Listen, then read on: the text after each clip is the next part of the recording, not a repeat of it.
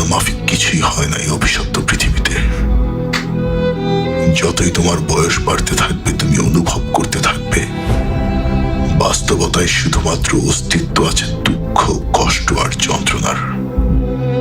শোনো, এই পৃথিবীর যেখানেই তুমি তাকাও না কেন, আলোর নিচে আধারের অস্তিত্ব থাকবেই। যদি বিজয়ীর অট্টহাসি শুনতে পাও, তার সাথে পরাজিতের আত্মচিৎকার অবশ্যই মিশে আছে। নিজেকে শান্তিতে রাখার স্বার্থপর প্রবণতাই সকল যুদ্ধের মূল কারণ। আর ভালোবাসাকে রক্ষা করতেই জন্ম হয় ঘৃণার।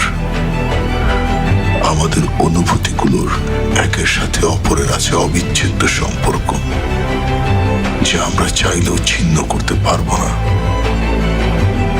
আমি চাই এই পৃথিবীর ভাগ্য পরিবর্তন করতে,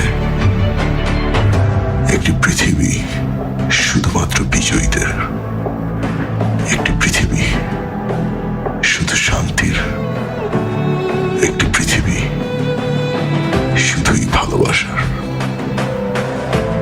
আমি সেই পৃথিবী তৈরি করব।